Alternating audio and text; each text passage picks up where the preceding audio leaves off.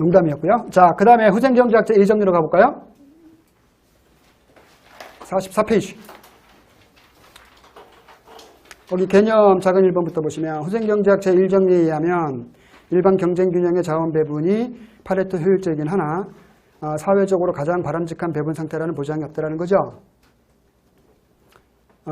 제2정리는 주어진 초기 부존 자원을 적절히 재배분한 후 다시 가격 기구에 맡기면 어떠한 자원 배분도 일반 경쟁 균형을 통해서 달성될 수 있음을 보여주는 정리로 그 내용은 구체적인 내용은 거기 박스 안에 있죠.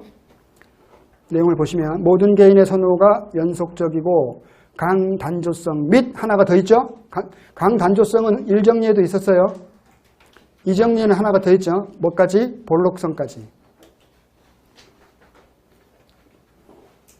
이 볼록성을 충족하면 초기 부존 자원의 적절한 재분배를 통해 임의의 파레토 효율적인 자원 배분을 일반 경쟁 균형을 통해서 달성될 수 있다. 즉 분배까지도 얘기하는 것이 이 정리예요. 구체적으로 알려고 하지 마시고요. 가볍게 알겠습니다. 거기 그림 보세요.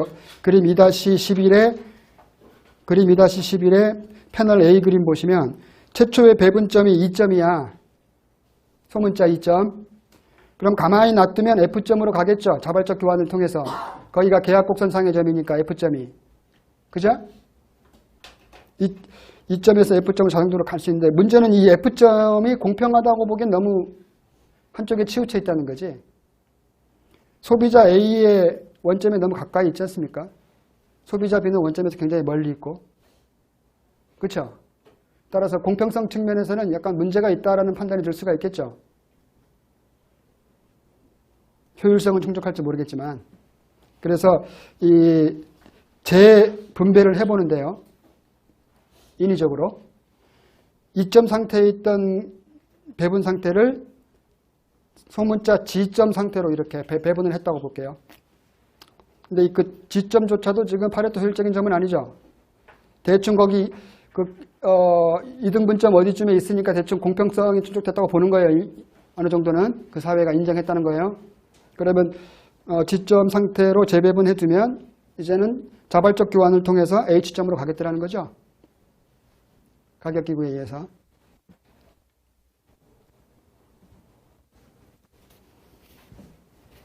그 패널 B 그림은 거기 아까 우리 가정에서 있었던 그 볼록성이 충족돼야 된다는 것을 지금 예시하고 있는데 그냥 몰라도 좋아요.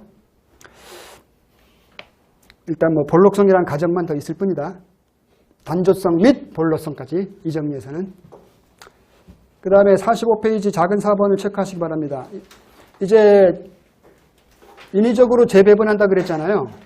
그 재배분하는 방법인데요.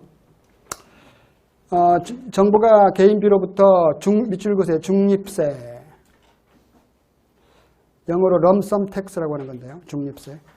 중립세를 징수해서 개인 A에게 중립보조금이죠. 보조금도 럼썸 서브시디 밑줄 그으세요.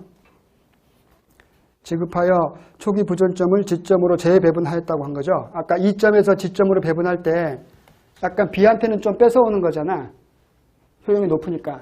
따라서 중립세로 부과하고 세금을 부과하되 중립세 해야 돼 반드시.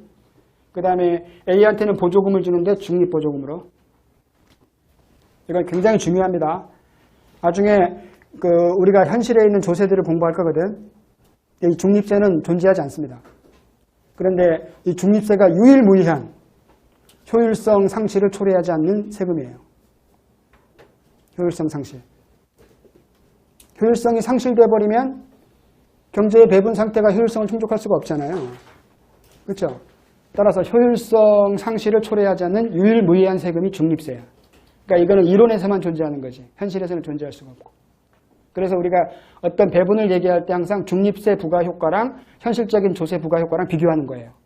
중립세로 부과하면 효율성 상실이 없는데 현실에 있는 세금을 부과하면 효율성 상실을 초래하더라는 거죠. 즉 일정 부분 효율성을 잃어버리는 거지. 그래서 어떤 비교 기준이 되는 거예요. 항상 중립세, 중립보조금. 마치 우리가 시장 구조를 완전 경쟁과 불완전 경쟁으로 구분하는 개념과 동일시 이해하시는 것도 나쁘지 않아요. 완전 경쟁 시장은 존재하지도 않는데 그냥 우리 기준을 제시하는 거지. 가장 효율적인 상태가 이런 시장이다 이렇게. 그 다음에 현실에는 이거에 어떤 식으로 부족한가 이걸 보는 거잖아요. 똑같습니다. 하단부에는 시사점으로 갈게요. 제2정리는 적절한 소득 재분배를 통해 공평성을 달성할 수 있으며 공평성을 달성하기 위해 효율성을 희생할 필요가 없음을 의미하더라는 거죠. 일반적으로 공평과 효율은 상충관계입니다. 공평을 추구하다 보면 효율이 무너지고요. 효율을 추구하다 보면 공평이 무너질 수 있는 거지. 일반적으로는 상충관계인데 이 정리에서는 이 효율과 공평을 따로따로 접근할 수 있다는 걸 보여준 거지. 굳이 공평을 위해서 효율성을 포기할 필요는 없다는 거지. 그러니까 굉장히 이상적인 거죠, 이거. 작은 2번.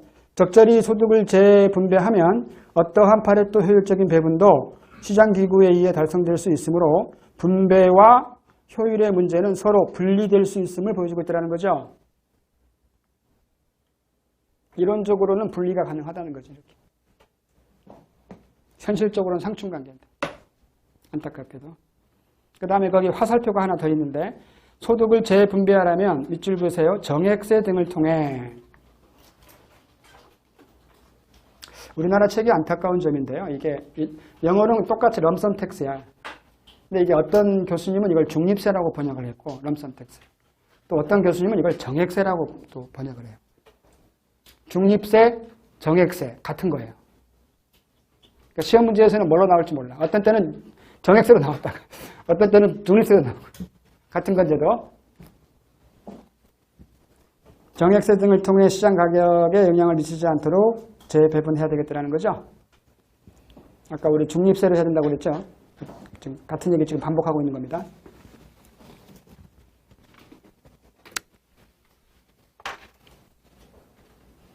거기 하단부에는 참고란에 거기 한계 변환율 MRT가 한계 비용의 비율로서 나타낼 수 있다 해가지고 이거를 되는 이유를 설명하고 있는데 궁금하신 분은 그냥 한번 쓱 읽어보시고요.